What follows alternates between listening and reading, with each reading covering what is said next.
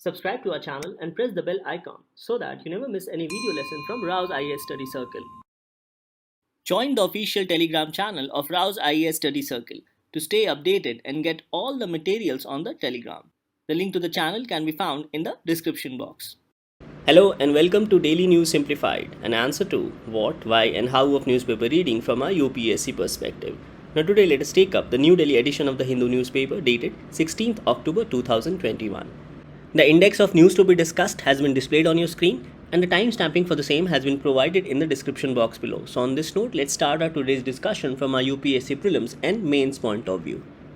Now let's take up our first news appearing on page number 8. It says, aim is to make India a military power on its own strength. The Prime Minister of India. Prime Minister formally launches 7 DPSUs, which is Defence Public Sector Undertakings, after dissolution of Ordnance Factory Board. So in line with the policy of Atmanirbhar Bharat in defence, the Government of India has launched 7 defence PSUs by dissolving the Ordnance Factory Board. And this step is in pursuance of Defence Production and Export Promotion Policy of 2020. So with respect to this particular article, we need to know about the importance of Atmanirbhar Bharat in defence and also some of the important policies pursued through Defence Production and Export Promotion Policy of 2020. So the whole idea of Atmanirbhar Bharat in defence is threefold. First, to boost local defence production within the country. Second, to develop new technologies with respect to defence equipments. And third, giving significant role to private sector or private player in the Indian defence sector. So with respect to these three objectives, the Government of India has come up with Defence Production and Export Promotion Policy of 2020. And as a part of this policy, these 7 defence PSUs have been created after dissolving the Ordnance Factory Board, also as a step to corporatize the defence manufacturing sector with respect to OFBs. So from our examination perspective, this topic falls under GS paper 3, especially pertaining to Indian economy and also regarding indigenization of technology and developing new technology, especially with respect to defense manufacturing in India. So as a vision of this policy, it says to make India among the leading countries of the world in defense sector, including aerospace and naval shipbuilding sectors.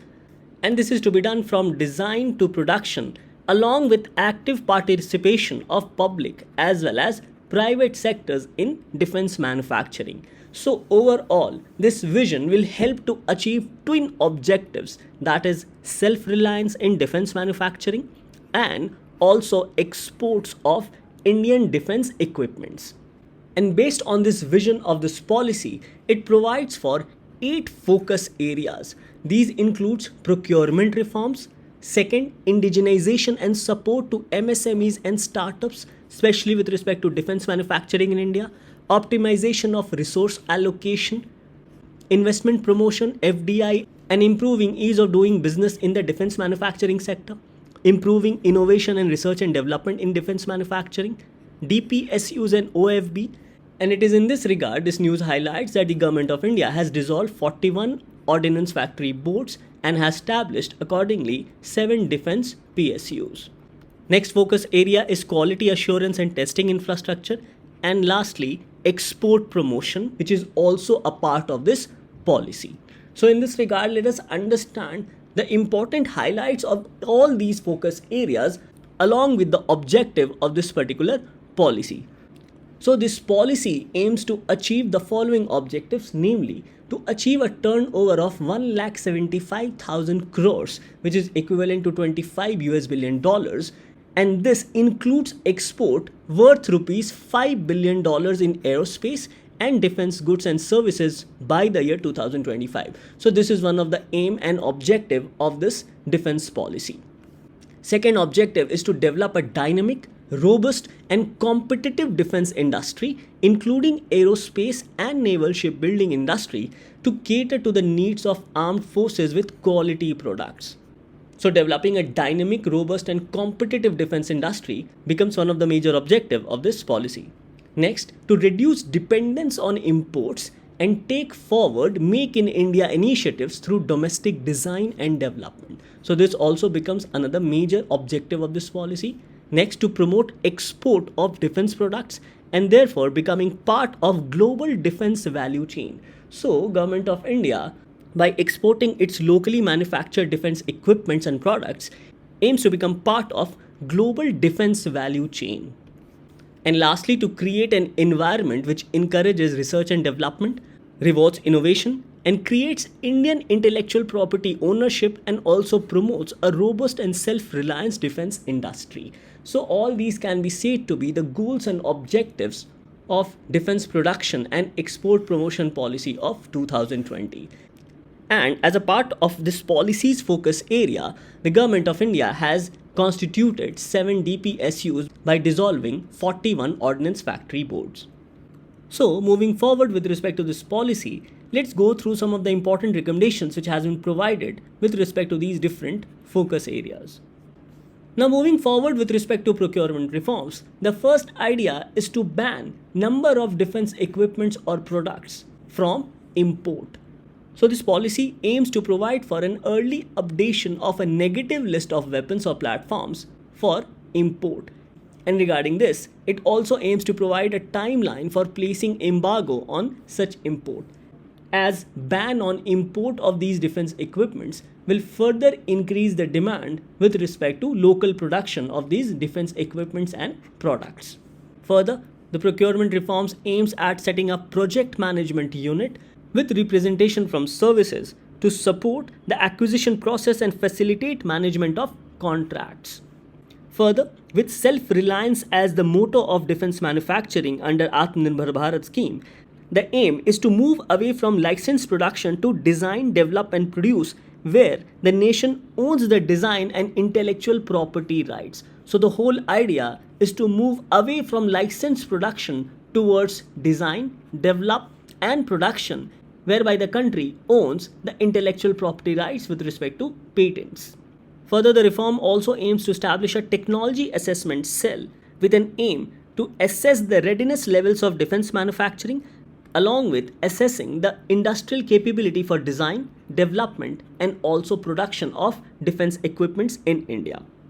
In this regard, efforts would be made to provide the industry greater visibility into the likely opportunities in defense sector. So all these can be said to be some of the important highlights with respect to procurement reforms. Now, regarding the indigenization and support to MSMEs and startups, this policy aims to create an industry ecosystem to indigenize the imported components including alloys and special materials and also sub-assemblies for defense equipment and platform manufactured within India. So in order to achieve these aims, an indigenization portal will be developed to support MSMEs and also startups. And this will also help in import substitution, whereby import substitution advocates replacing foreign imports with domestic production. So this policy of import substitution will further help to improve demand for domestically manufactured defense equipments and materials.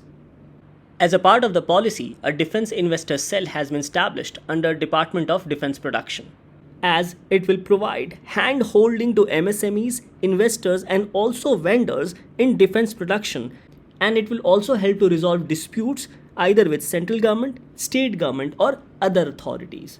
So these are some of the steps provided as a part of the policy regarding indigenization and support to MSMEs and startups, whereby indigenization portal and a defense investor cell aims to be established. Now the third point highlighted is regarding optimization of resource allocation. Now in this regard, the Department of Defense Production has laid out a target to achieve a turnover of 1,75,000 crores or 25 billion US dollars by the year 2025. And in this regard, this policy aims to increase the share of domestic procurement in overall defense procurement, considering the fact that as of now, the current share of domestic procurement is 60%, which amounts to rupees 70,000 crores. So as per this policy, the government aims to double this share of domestic procurement to 1,40,000 crores. And for this, the DPSUs have been targeted to increase productivity, enhance quality of defense manufactured products, reduce cost, and also ensure timely execution of orders. Further, as a part of optimization of resource, the government also aims to scrutinize, evaluate, and also optimize items of expenditure with respect to defense, especially in the defense budget. So these are some of the steps which the government aims to provide as a part of the 2020 policy regarding optimization of resource allocation. Now, the next point highlighted is regarding investment promotion, FDI, and ease of doing business. Now, recently, the government of India has increased FDI in defense up to 74%. However, the government has also introduced National Security Clause as a part of FDI policy in defense. So, according to the National Security Clause, the government reserves the right to review any foreign investment in defense sector that affects or may impact national security. Further, as a part of ease of doing business and investment promotion, the government aims to establish 2 defense corridors, one in Tamil Nadu and the other in Uttar Pradesh. Now, further, with respect to innovation and research and development, DRDO, that is Defense Research Development Organization, in consultation with the services and in collaboration with other scientific and industrial establishments, aims to set up missions in selected areas to develop futuristic and critical systems, platforms, or materials. Further, the government has also operationalized the Innovations for Defense Excellence, that is IDEX, as it aims to provide necessary incubation and infrastructure support to startups in defense manufacturing. Now, IDX will also help to create an ecosystem to foster innovation and technology development in defense and aerospace by engaging industries including MSMEs and startups in the defense sector. And lastly, under the innovation and research development, the government has also come up with Mission Raksha Gyan Shakti, as the scheme was launched to promote greater culture of innovation and technology development and file greater number of patents in India, especially with respect to locally manufactured defense products. So, according to this policy, this effort would be scaled up for promoting creation of intellectual property in the sector, that is in the defense sector, and its commercial utilization. So these are some of the steps which has been highlighted with respect to innovation and research and development for the defense manufacturing sector. Now, as stated, one of the focus areas was DPSUs and OFBs, and it is in this regard the government has launched 7 new defense public sector undertakings by winding up 41 ordnance factory boards. Now, apart from this, other objectives with respect to the focus areas of DPSUs include corporatization of OFBs to make them more competitive, which has been done recently, position these DPSUs as system integrators and create multi-tier domestic supply chain. So the idea is also to create a supply chain for defense manufacturing sector. Next, these DPSUs will be mandated to maximize outsourcing from indigenous sources. Next, disinvestment of DPSUs is also on the pipeline. Next, modernization and technological upgradation in coordination with services and DRDO.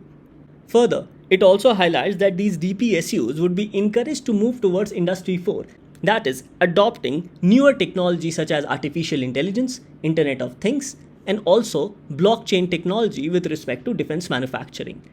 And in this regard, the policy aims to provide for a partnership model for developing critical technologies and components with respect to DPSUs, as this will provide a focused approach to the development of indigenous capabilities in defense manufacturing.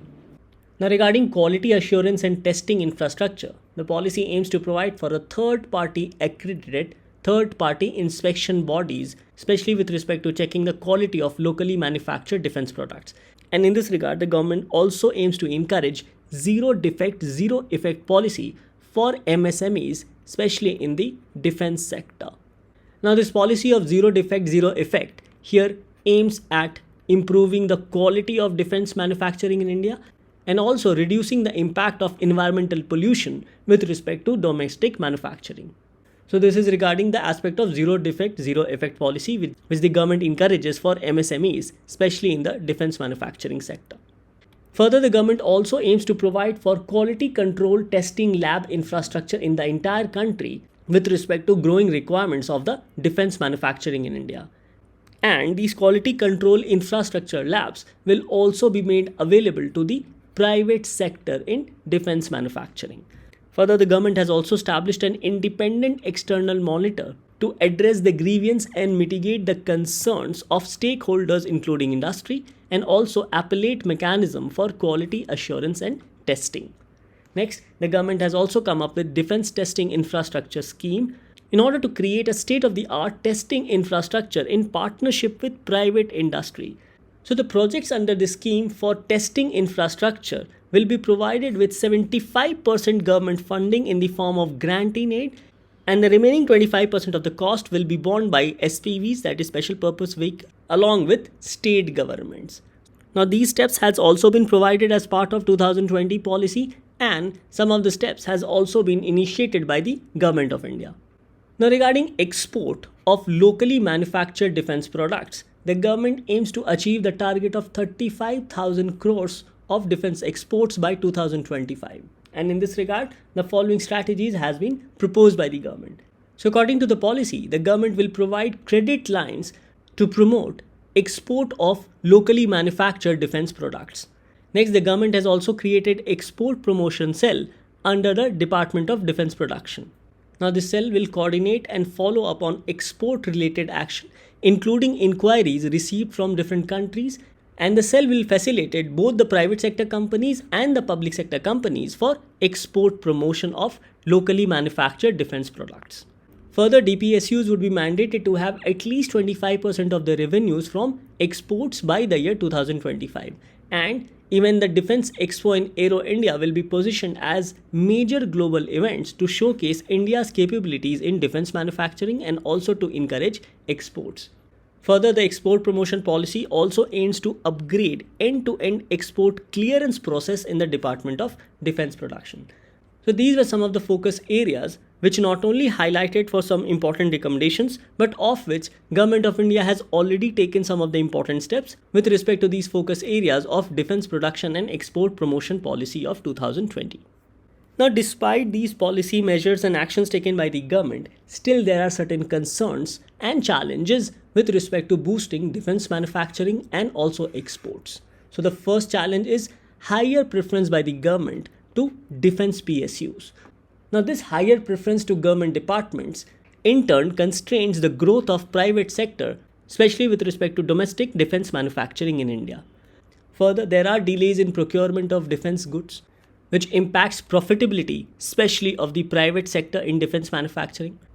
Now the next constraint highlighted is regarding failure in defense offset policy. Now the idea behind such policy is to persuade foreign vendors or investors to outsource orders and transfer technologies to Indian companies, thereby investing in India. So the objective is to create a strong local ecosystem for defense manufacturing and set up exports. So an offset is a mechanism to partially compensate for the significant outflow of a country's resource in large purchase of foreign goods and services by making the foreign supplier to invest in industry or in research and development in the buyer country. And in this regard, the government persuades these foreign company or vendors to outsource these orders and transfer technologies to Indian companies, thereby investing in India. However, one of the concern is failure in defense offset policy, as the CAG has highlighted that most of the time the foreign vendors give commitment for offsets in order to win the tender, but later do not fulfill their commitments. That is, later they do not provide these orders and also transfer of technologies to Indian companies, but rather to the companies in their home countries. So failure in defense offset policy can be said to be one of the major constraints in the defense manufacturing in India. Next point is lack of investment in research and development, which as of now is around 0.7% of India's GDP, and also failure to attract FDI in defense manufacturing, despite increasing FDI up to 74% due to over dependence on defense PSUs and poor ease of doing business in India. So these can be said to be some of the constraints and challenges with respect to boosting defense manufacturing in India and also boosting defense exports from India. So in this news analysis, we need to know about the importance of Atmanirbhar Bharat in defense manufacturing and also certain important highlights of defense production and exports promotion policy of 2020. And this topic falls under GS paper 3, especially regarding indigenization of technology and developing new technology pertaining to defense manufacturing in India.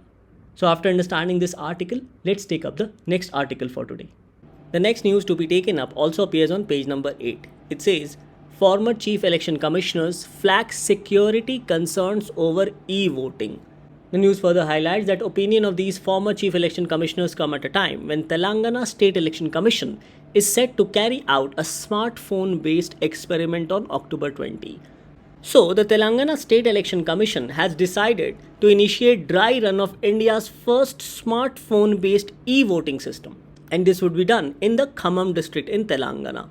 And in this regard, the Telangana State Election Commission, along with other important stakeholders, especially professors from IITs, have developed this Android app for voters to register themselves. So it says that voters can register themselves on the smartphone-based application between October 8 and 18, and the dummy voting is to be held on 20th of October. The dry run is open for all citizens of the Khammam district of Telangana. And here it is in this regard, the former Chief Election Commissioners have flagged security concern with respect to smartphone-based voting system. So according to this smartphone-based voting system, it uses artificial intelligence for a 3-factor authentication of valid voter. These 3-factor authentication includes matching of the name with Aadhaar. Second, liveness detection of individual. So the second aspect is to confirm that it is an individual and not a robot. And third, image matching with EPIC database, that is election photo identity card database. Another important information highlighted here is that blockchain technology, especially with respect to distributed ledger, has been used to secure the de-identified and encrypted votes so that they are maintained as immutable records. Now the point to be highlighted here is encrypted votes. So the voting done through this smartphone-based Android app will be encrypted. Now other steps taken by the State Election Commission of Telangana includes the TSE e-vote Android app, which has been developed, binds the device ID and phone number to a specific citizen registration process. So the phone which will be used during the election process through the Android app will be bound through a device ID along with the phone number to a specific citizen. And this will also be mapped with Aadhaar and EPIC card. Now this security measure has been taken to ensure that the same device can be used during voting, thereby enhancing the aspect of security against hacking. The next security measure says that the entire process can be monitored and controlled by the admin using a web portal, and the generation or access of results is further protected with the requirement of physical security token-based decryption. It further highlights that additionally the entire data with respect to voting will be stored in the state data centers. And in developing these additional extra measures, professors from IIT Bhilai and IIT Bombay and Delhi have helped the Election Commission of India along with the State Election Commission. Now even the Election Commission of India, in collaboration with IIT Madras and other institutions, is trying to develop e-voting system with the help of blockchain technology. So with time, we will see use of technology with respect to voting. However, the question remains is that of security and trust. And it is based on these two aspects. The former Chief Election Commissioners have highlighted that State Election Commissioners must ensure security so that the trust of citizens on Election Commission of India to conduct a fair and transparent election process should not be diluted.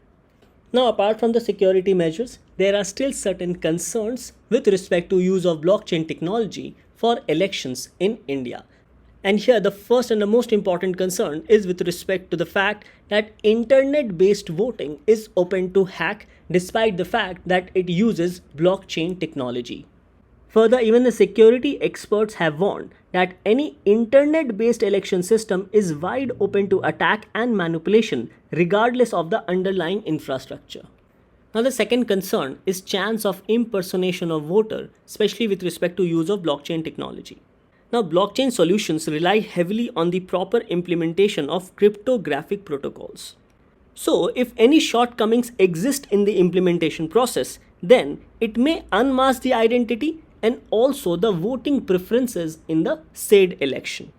Further, if the technology malfunctions, then it may also allow an individual to cast a vote as someone else.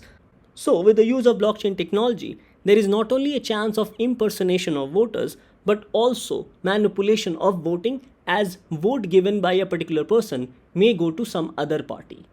The third concern highlighted is regarding physical presence at voting booth for biometric authentication may be cloned. Now here an attacker may be able to clone the biometric attributes required for authenticating as another individual and also cast a vote on their behalf. So this also becomes another major concern. Fourth, as we have already discussed about voting preference and pattern may become public if the system is hacked, and this will go against the democratic principles of secret ballot. Next concern highlighted is with respect to disenfranchising of select voters out of design or flaw. Now this may be possible because of flaws in interdependent platform, flaws in system design, or even general failures caused by external factors or by purposefully designed failures to exclude certain community or individuals from voting.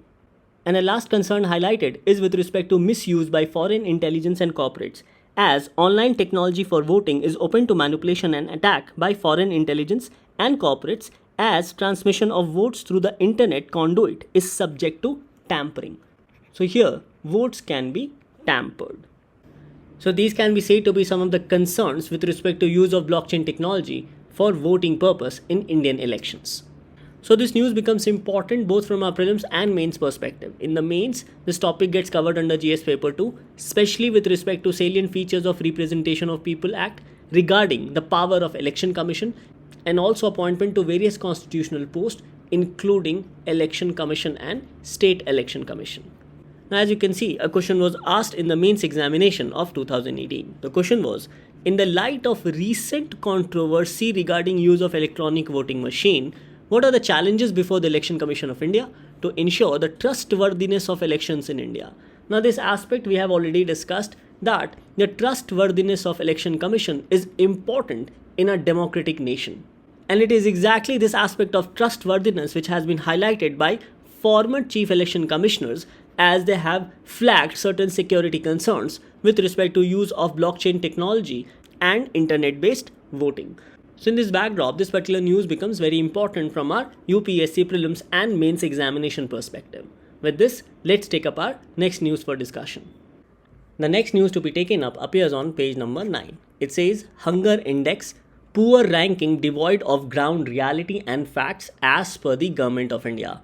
Now India, as per the Global Hunger Index, has been ranked at 101, which can be said to be alarming. However, the Government of India has said that this ranking is devoid of ground reality and facts. Now the alarming situation with respect to this report of Global Hunger Index is that India's neighbors such as Pakistan, Bangladesh, Nepal and Sri Lanka are better off as compared to India as per Global Hunger Index. So this Global Hunger Index is a peer-reviewed annual report and it is jointly published by Concerned World Life and Wealth Hunger Health. And regarding the score of India, as you can see, India has been ranked at 101, which is way below that of Bangladesh, Nepal or even Pakistan. Now the Global Hunger Index determines hunger on a 100-point scale, where 0 is the best possible score and 100 is the worst possible score. So a score closer to 0 can be said to be a better condition as compared to those scores which are far away from 0. And this categorization of Global Hunger Index Severity Scale has been categorized as low, moderate, serious, alarming and extremely alarming. Whereas with respect to extremely alarming, the score has to be 50 or above. The score for alarming ranges between 35 to 49.9. Score for serious ranges between 20 to 34.9, in which currently India lies. The score of moderate ranges from 10 to 19.9 and the score of low ranges below or equal to 9.9. Now if we compare the scores of Bangladesh and Nepal, we see that they are closer to 0 as compared to India. So we can say that hunger in Bangladesh and Nepal is much better as compared to India. However, this aspect is contradicted by Government of India by saying that the report does not highlight the ground situation. So from this news analysis, you need to know about the aspect of hunger, about Global Hunger Index severity scale, and also the fact that it is published annually by Concerned Worldwide and Welthunger-Hilfe. Now the Global Hunger Index measures hunger at global, regional and country levels. So hunger is measured at global, regional and country level. And hunger, according to Global Hunger Index, is usually understood to refer the distress associated with lack of sufficient calories. So one of the main factor of hunger becomes lack of sufficient calories given to children. Further, the Food Agriculture Organization of UN defines food deprivation or undernourishment as the consumption of too few calories to provide the minimum amount of dietary energy which each individual requires to live a healthy and productive life given the person's sex, age, stature and physical activity level. So we understand that through this report, Global Hunger Index raises awareness and understanding about struggle against hunger. Further, the Global Hunger Index also provides a comparison of hunger between different countries and also regions. And lastly, through this report, it also calls attention to those areas of the world where hunger is highest and extreme. So this is the whole purpose of releasing an annual Global Hunger Index report. So according to Global Hunger Index, each country values are determined on the basis of 4 indicators. These are undernourishment, child wasting, child stunting and child mortality. Now undernourishment means that the share of population that is undernourished, that is which consumes less energy or less calorie, or whose calorific intake is insufficient. So such kind of population can be said to be undernourished. Child wasting. Now it says that the share of children under the age of 5 years who are wasted. Now wasted means those children who have low weight for their height, reflecting acute undernutrition. Now if you can see in this particular picture, it highlights different kinds of undernutrition. Now this is normal. However, this is wasting, that is low weight for height. So the height is there, but the person is very thin, highlighting or reflecting acute undernourishment. Then there is stunting, that is low height for age, which means the concerned person has not attained sufficient height for his age, and also underweight, that is low weight for their age. So all these can be said to be a reflection or an example of undernourishment, and this is what the GHI tries to capture through its report. So child stunting means the share of children under the age of 5 years who are stunted, that is who have low height for their age, reflecting chronic undernutrition, and child mortality, that is mortality rate of children under the age of 5, that is children dying before reaching the age of 5 years, in part a reflection of fatal mix of inadequate nutrition and also unhealthy environments. So these are the 4 indicators for GHI, that is undernourishment, child wasting, child stunting and child mortality. And based on this understanding, if we look at India's score, then we are placed in the category of serious. So we can say that as per the Global Hunger Index report of 2021, the hunger situation in India can be said to be serious as the score is 27.5. And accordingly, India has been ranked at 101, way below Bangladesh, Nepal, Pakistan or even Sri Lanka. Now this topic becomes important both from a prelims and mains perspective. Questions can be asked with respect to India's score in Global Hunger Index and also the purpose of releasing an annual report for Global Hunger Index. So in the mains examination, this topic gets covered under GS paper 2, especially with respect to issues relating to poverty and hunger. So with this, let's take up our next article. Now this news appears on page number 12 and it says, U.S. India ministerial dialogue adds focus on climate finance. Finance Minister of India and Yellen participates in 8th Economic Financial Partnership meet. Now as per this news, the developing countries such as India are pushing the developed countries to meet climate finance commitments made, which is equivalent to providing $100 billion per year. Whereas the developed countries are pushing the developing countries such as India to commit to meet the net zero target. Now the net zero target can be said to be a balance between amount of greenhouse gases produced or released in the atmosphere and amount of greenhouse gases removed from the atmosphere either through carbon sinks or through some other sources. So in this regard, we need to know about climate finance.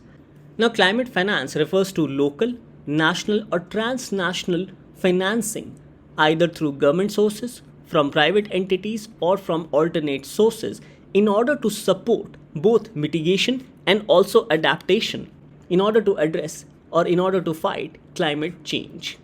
So, the financial support is as per the UNFCCC, Kyoto Protocol, and also Paris Agreement, which provides for common but differentiated responsibilities and respected capabilities. So, the financial support will help to reduce greenhouse gas emissions, increase carbon sinks, reduce climate vulnerability, and also maintain and increase resilience of humans and ecological systems against the negative impact of climate change. So it is in this regard that developing countries such as India is forcing or rather pushing the developed countries to meet their climate finance commitments.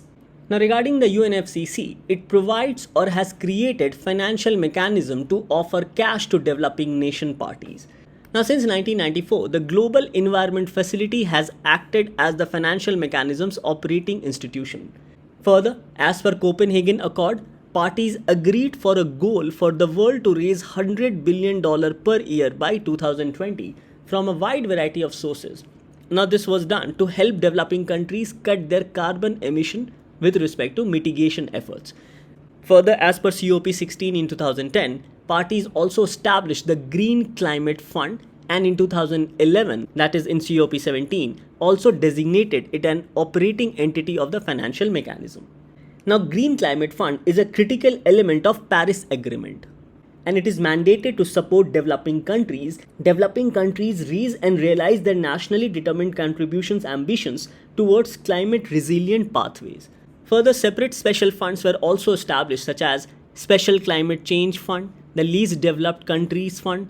Both were managed by Global Environment Facility and the Adaptation Fund under Kyoto Protocol in 2001.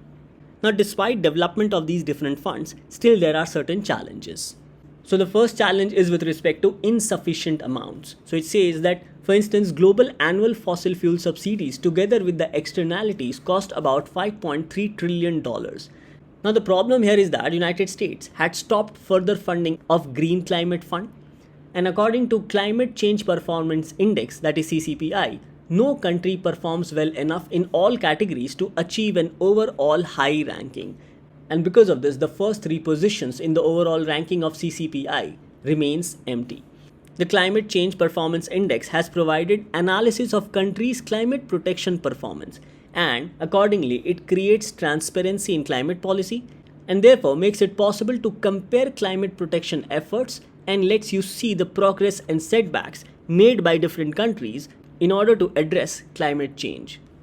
Now another challenge highlighted here is that although countries agreed at Katowice COP24 to initiate formal discussions on the new post-2025 mobilization goal in 2020, however, countries such as India still believe that a decision to initiate deliberation is weaker than a decision to start the process of setting this goal. So these can be said to be some of the challenges, especially with respect to insufficient amounts for climate fund. Another challenge is regarding the governance of climate finance. Another challenge becomes the definition and reporting of climate finance. So it says that even 10 years after COP15, there is no general agreement as to what form of funding can be counted as climate finance under the Green Climate Fund in support of Copenhagen Pledge.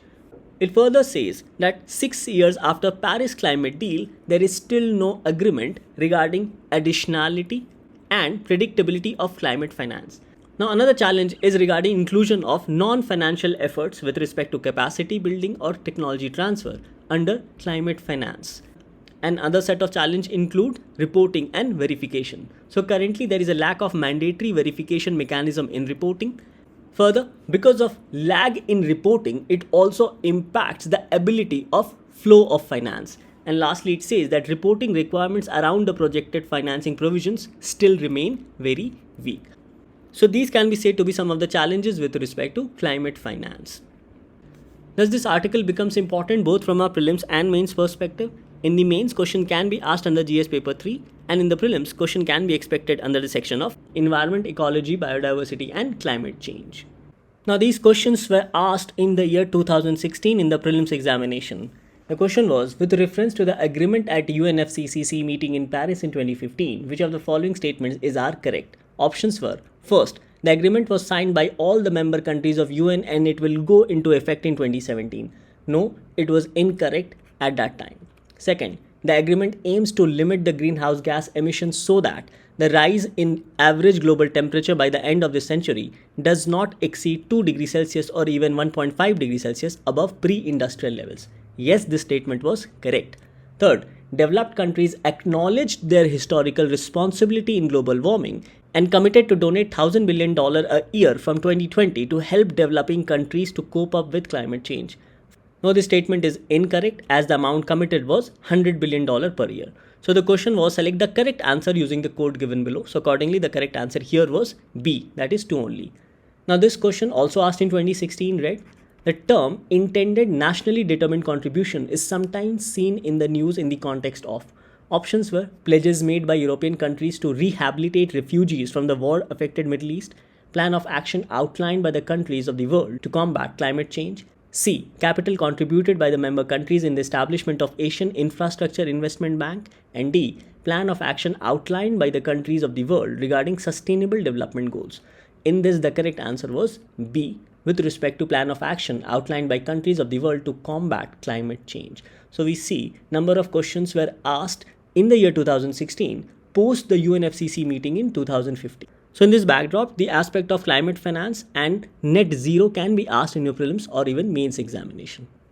So after our discussion, this becomes your practice question for the day, which says, with respect to Global Hunger Index, consider the following statements. First, it is released by United Nations Food and Agriculture Organization. And second, values of GHI are determined on the factors of undernourishment, child wasting and child mortality only. So the question is, select the correct answer using the code given below. Options are A, 1 only, B, 2 only, C, both 1 and 2, and D, neither 1 nor 2.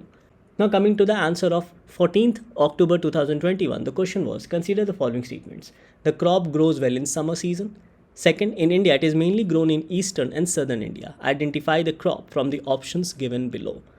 Now in this, the correct answer was A. As you can see that for cultivation of tea, major geographical conditions required include a moderate temperature between the range of 21 to 29 degrees Celsius and high rainfall between 150 to 200 centimeter. Further, this crop is grown mainly in the states of West Bengal, Assam, Tamil Nadu, Kerala and Karnataka. So in this regard, the correct answer here becomes A, that is tea. So with the question for the day, we come to an end to today's analysis. Thank you for watching DNS.